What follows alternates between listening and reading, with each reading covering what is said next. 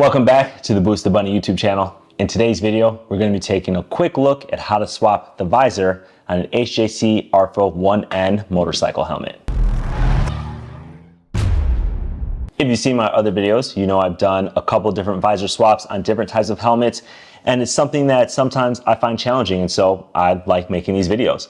Now on the Rpha 1N, this is a totally new system that I've ever seen on any helmet. It is one of the easier systems. I'm going to go through the process. I'll talk about some of the advantages and disadvantages while I'm walking you through. The first thing you're going to do, like any helmet that you have, is going to be open up the visor fully before you remove it.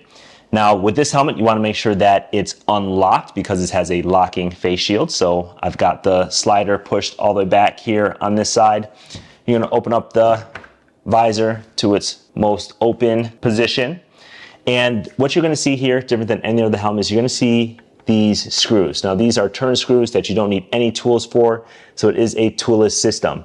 You're just going to use a fingertip to move that to the open position. You can take a look. You can see how this ring now is open, so it opens and closes. That's really how easy it is. Get your finger in there, flip it open, and then you're just gonna unscrew it like a normal screw. You're gonna do that on both sides. So now while I do that, I'll tell you one of the advantages to this is that you don't need any tools. The other thing is it's easy to remember. You just turn the screw. Now the disadvantage to this is that you have pieces that you are going to take off. So don't get distracted while you're removing this visor. If you're at the track, as an example, you don't want to lose these pieces. Every other visor removal, see this almost rolled off, every other visor removal does not have pieces that you're going to lose. So once you do that, you literally just take it off. That's it. Now I'm going to take my new visor. Now this is a tinted shield, only to be used at night, only to be used during the daytime. You definitely do not want to use this at night. So it's a good track helmet if you're going to be tracking during the daytime. Now what you'll see on here is you'll notice these, it's going to be easier to see on the clear helmet, on the clear visor. You see these little black pins right there on the side, these black pins.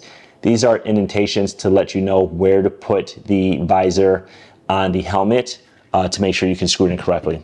So you're going to look, let's see here, on the helmet, there's a little indentation right here. That is exactly where that pin is going to go in the open position. So I've got this visor.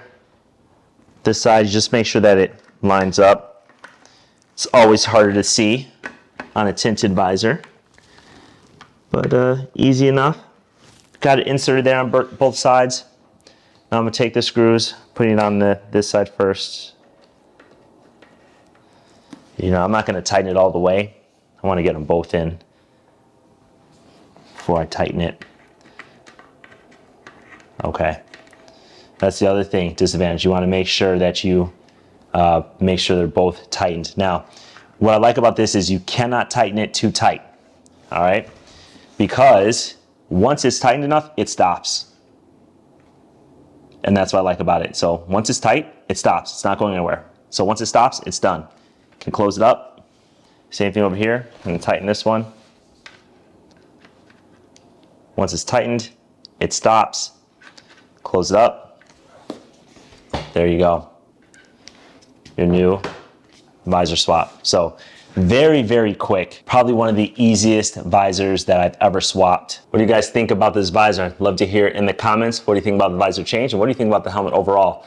If you liked this video and it helped you out, definitely consider subscribing. Give me a thumbs up. Check out my other videos on my channel. And I'll see you guys next time.